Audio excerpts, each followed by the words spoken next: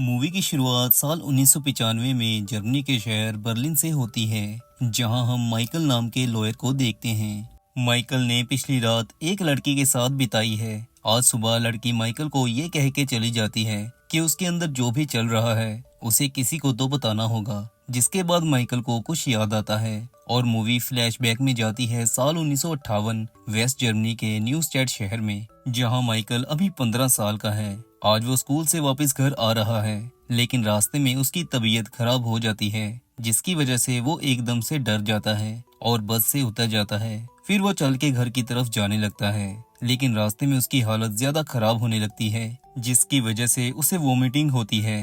Vomiting करते उसे एक औरत देखती है जो भाग के उसके पास आती है और उसका चेहरा धुलवाती है। माइकल इतना डर गया होता है कि वो रोने लग जाता है। ये देख के औरत माइकल को गले लगा लेती है और कहती है बच्चे सब ठीक हो जाएगा। फिर औरत माइकल के साथ उसके घर की तरफ चल पड़ती है, लेकिन घर के नजदीक आते ही माइकल उसे बिना शुक्रिया कहे बाय कह के घर आ जाता है। जब घर में पता चलता है कि माइकल ठीक नहीं है तो डॉक्टर को बुलाया जाता है, जो बताता है कि इसे सिर्फ बुखार है जो कि जल्दी ही ठीक हो जाएगा। तब तक के लिए इसे आराम करना होगा। फिर कुछ दिन बीतते हैं। माइकल अब ठीक है। ठीक होने पर वो अपनी माँ को उस औरत के बारे में बताता है जिसने उस दिन उसकी हेल्प की थी। ये सुन के माइकल की माँ कहती है कि तुम्हें उसका शुक्रिया करना होगा, साथ में फूल जरूर लेके जाना। फिर माइकल औरत के घर का पता करके वहाँ पहुँच जाता है, जहाँ वो पहले उससे माफी मांगता है कि वो इतने दिन शुक्रिया करने आ नहीं पाया। फिर वो उसे फूल दे के शुक्रिया करने के बाद वहाँ से जाने लगता है, लेकिन औरत कहती है रुको, उसे भी काम पे जाना है। फिर माइकल बाहर वेट करने लगता है। औरत कपड़े चेंज कर रही होती है। माइकल उसे चोरी से देख रहा होता है, लेकिन औरत ये नोटिस कर लेती है और वो माइकल की तरफ देखने लगती है, जिससे माइकल डर जाता है और वहाँ से भाग जाता है। औरत बस में कंडक्टर का काम करती है। माइकल फिर उसे बस में भी फॉलो करना शुरू करता है, जिससे उसे उसकी घर आने की टाइमिंग्स का पता चलता है। फिर एक दिन माइकल दोबारा औरत का पीछा करता हुआ उसके घर के नीचे खड़ा हो जाता है। औरत उसे देख के कहती है नीचे 2 बाल्टियां कोयले की पड़ी हैं, उन्हें ऊपर लेके आओ। माइकल वैसा ही करता है, लेकिन बेचारे का फेस पूरा कोयले की कालक से काला हो जाता है, जिसे देख के औरत बहुत हंसती है और कहती है कि वो ऐसे घर नहीं जा सकता। वो फिर माइकल को नहाने को कहती है। माइकल अभी अपने कपड़े उतार ही रहा होता है कि औरत बिना कपड़ों के माइकल को सेड्यूस करना शुरू करती है, जिसके बाद दोनों रोमांस करते हैं। रोमांस के बाद माइकल घर आता है। उसकी छोटी बहन उससे पूछती है वो लेट कैसे हो गया, लेकिन माइकल इसका कोई जवाब नहीं देता। अब माइकल का उस औरत के घर आना जाना आम हो गया। वो रोज स्कूल के बाद औरत के घर जाता, दोनों जम के रोमांस करते। फिर एक दिन रोमांस के बाद माइकल औरत से उसका नाम पूछता है। औरत का नाम होता है हैना। हैना को भी आज ही माइकल का नाम पता चला था। इतने दिन दोनों बिना एक दूसरे का नाम जाने लगे हुए थे रोमांस करने। फिर माइकल हैना से उसकी स्टडी के बारे में पूछती है और उसे बताती है कि उसे स्टोरी सुनना बहुत पसंद है। फिर अगले दिन माइकल हैना के लिए एक बुक लाता है, लेकिन हैना उसे कहती है कि वो उसे पढ़ के सुनाए, जिसके बाद माइकल रोज हैना को कोई स्टोरी पढ़ के सुनाता। फिर एक दिन ऐसे ही माइकल हैना की बस में चढ़ता है, लेकिन वो दूसरे केबिन में होता है जहाँ हैना आ नहीं सकती। ये देख के हैना को गुस्सा आता है। जब माइकल उसके घर आता है तो हैना गुस्से में उसे कहती है कि वो उसकी साइड पे क्यों नहीं आया, तो माइकल कहता है कि उसे लगा कि शायद तुम ठीक नहीं समझोगी। हैना का इसी बात से काफी मूड खराब हुआ होता है, जिसकी वजह से वो माइकल को वहाँ से जाने को कहती है। माइकल जो कि अभी बच्चा है, उसे इमोशंस के बारे में ज्यादा पता नहीं होता। वो बाहर जाता है और रोने लग जाता है। फिर वो दोबारा हैना के घर आता है और उससे रोता रोता माफी मांगता है। हैना उसे माफी दे देती है, लेकिन वो उसे कहती है कि आज के बाद वो उसे पहले स्टोरी सुनाया करेगा, उसके बाद ही वो रोमांस करेंगे। हैना को माइकल की आवाज में स्टोरी सुनना काफी अच्छी लगती थी। एक दिन स्टोरी सुनते सुनते वो रोने लगती है। ऐसे ही माइकल रोज हैना को स्टोरी पढ़ के सुनाता और उसके बाद दोनों रोमांस करते। फिर एक दिन माइकल हैना को बाहर घूमने के लिए मना लेता है। फिर दोनों एक ओपन रेस्टोरेंट में जाते हैं, जहां कुछ ऑर्डर करने के लिए माइकल हैना को मेन्यू कार्ड देता है। हैना लेकिन कार्ड देख के नर्वस हो जाती है, जिसकी वजह से वो माइकल को ऑर्डर करने को कहती है। खाने के बाद जब माइकल पे करने लगता है तो रिसेप्शनिस्ट हैना को माइकल की माँ समझती है।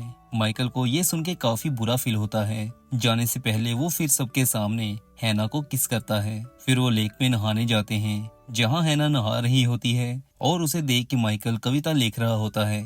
इसके बाद कहानी प्रेजेंट में आती है, जहाँ बूढ़ा माइकल वही कविता पढ़ के स्माइल कर रहा है। वो फिर काम से कोर्ट जाता है और कहानी फिर से पास में चली जाती है, जहाँ दिखाते हैं कि माइकल की क्लास में अब लड़कियां भी आ गई हैं। उनमें एक लड़की है सोफी, जो कि माइकल को पसंद करने लगी है। फिर माइकल और उसकी पूरी क्लास लेक पे नहाने जाते हैं, लेकिन माइकल हैना से मिलने के चक्कर में हमेशा सबसे पहले यहाँ से चला जाया करता था। फिर एक दिन हैना को उसकी ड्यूटी अच्छे से परफॉर्म करने की वजह से प्रमोट कर दिया जाता है। हैना लेकिन प्रमोशन से खुश नहीं थी। दूसरी तरफ सोफी माइकल को बताती है कि हम दोस्तों ने तुम्हारे लिए सरप्राइज पार्टी रखी है, तुम जरूर आना। लेकिन रोज की तरह माइकल अपना जन्मदिन भी हैना के साथ बिताना चाहता था। सोफी उसे रोकने की कोशिश करती है, लेकिन माइकल सुनता नहीं, जिसकी वजह से सोफी उससे नाराज हो जाती है। फिर माइकल हैना के पास जाता है, जहां वो देखता है कि हैना पहले ही टेंशन में है। माइकल उससे इसके बारे में पूछता है, लेकिन वो उल्टा उससे लड़ने लगती है।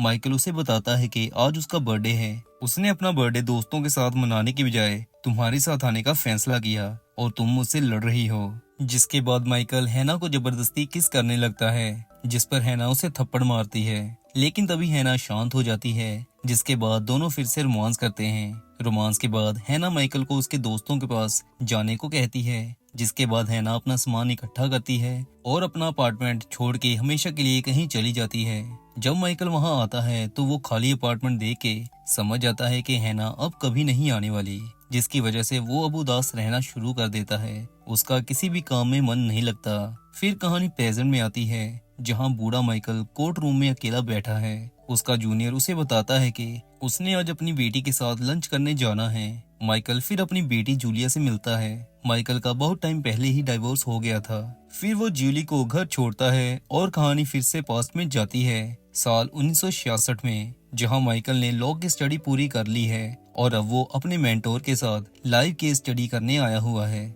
फिर कोर्ट की हियरिंग स्टार्ट होती है। मुजरिम का नाम लिया जाता है, जो कि होता है हैना स्मिथ। ये सुन के माइकल के कान खड़े हो जाते हैं। पूरे एक दशक के बाद माइकल ने हैना को देखा था, और वो भी ऐसी जगह पर। असल में हैना वर्ल्ड वॉर 2 में एसएस कैंप में गार्ड थी। एसएस कैंप दोस्तों खास जैविश औरतों को मारने के लिए बनाए गए थे।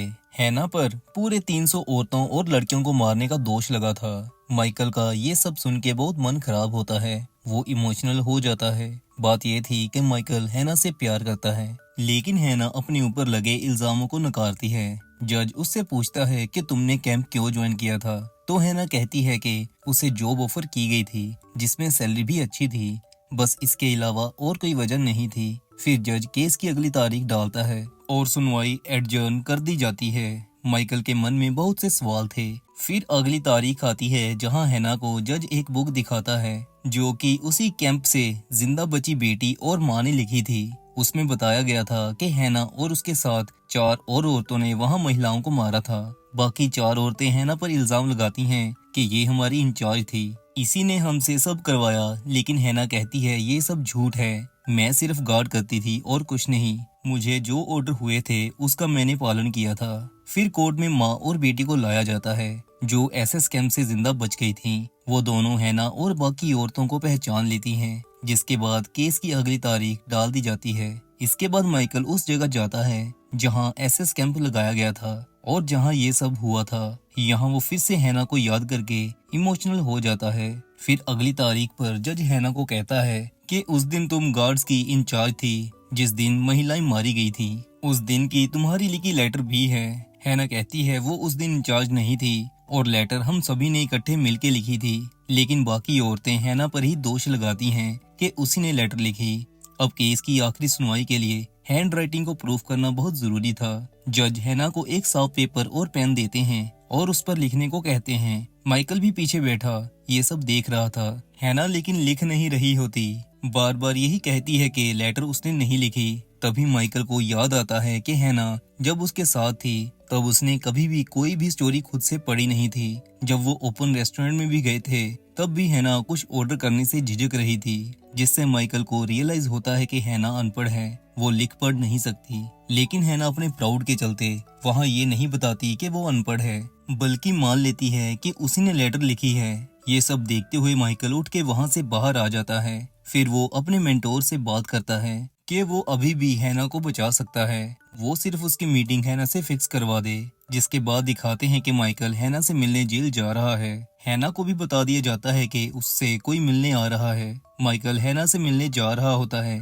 लेकिन रास्ते में ही वो वापस मुड़ जाता है। शायद उसे पता था कि हैना कभी एक्सेप्ट नहीं करेगी कि वो अनपढ़ है। फिर माइकल अपना रास्ता बदलता है और सीधा हॉस्टल जाता है और अपनी क्लासमेट के साथ रोमांस करता है, लेकिन अभी भी माइकल का ध्यान हैना में ही था। फिर केस की आखिरी सुनवाई होती है, जिसमें जज बाकी औरतों को तो सिर्फ 4 साल की सजा सुनाते हैं, लेकिन वहीं हैना को मेन अक्यूज्ड मानते हुए उसे उम्र कैद की सजा सुना दी जाती है। ये सुन के बेचारा माइकल रोने लग जाता है। फिर कहानी 1976 में शिफ्ट होती है। आज माइकल की शादी हो चुकी है और उसकी बेटी है जूली, जिसके साथ वो अपनी माँ से मिलने जा रहा है। माइकल माँ को बताता है कि उसका और उसकी बीवी का डाइवोर्स हो रहा है। ये सुन के माइकल की माँ उसके लिए बहुत चिंता करती है। इसके बाद कहानी 5 साल आगे शिफ्ट होती है। आज माइकल डिसाइड करता है कि वो हैना को स्टोरीज रिकॉर्ड करके भेजा करेगा। हैना भी अब बूढ़ी हो चुकी है। माइकल ढेर सारी कहानियां रिकॉर्ड करता है और उन्हें जेल में पार्सल कर देता है। तकरीबन 20 सालों बाद हैना को किसी ने खत भेजा था। हैना हैरान थी। वो फिर कैसेट चला के आवाज सुनती है तो एक पल तो वो भी इमोशनल हो जाती है। उसे समझ लग जाती है कि ये माइकल ने उसके लिए भेजी हैं। अब हैना माइकल की बोली हुई कहानी रोज सुनने लगी है। फिर वो डिसाइड करती है कि वो पढ़ना लिखना सीखेगी। वो फिर लाइब्रेरी जाती है जो माइकल ने स्टोरी सुनाई होती है, उसकी बुक वहाँ से लेती है और माइकल द्वारा बोले शब्दों की हेल्प से उसे शब्दों के बारे में पता चलता है, जिसकी हेल्प से वो माइकल को लेटर भेजती है कि शुक्रिया बच्चे इन सब के लिए, मुझे सच में बहुत अच्छी लगी। ये पढ़ के माइकल इमोशनल हो जाता है। फिर हैना उसे और भी लेटर्स भेजती है, लेकिन माइकल उन लेटर्स को पढ़ के एक ड्रॉअर में रखे जाता है। हैना माइकल के लेटर्स की वेट करती है, लेकिन माइकल कोई जवाब नहीं भेजता, जिसकी वजह से वो परेशान हो जाती है। फिर एक दिन माइकल को जेल से वार्डन की कॉल आती है, जो उसे बताती है कि हैना को 20 साल के बाद अब रिहा करने का ऑर्डर हुआ है। वार्डन कहती है कि 20 साल के बाद बाहर बहुत कुछ बदल चुका है। हैना को लेटर्स लिखने वाला तुम्हारे अलावा और कोई नहीं है, बस इसी वजह से आपको कॉल की जा रही है, आप प्लीज उसे पिक करने आ जाइएगा। माइकल ये सुन के काफी दुखी होता है और वो कहता है कि अगर उसका टाइम लगा तो वो जरूर आएगा।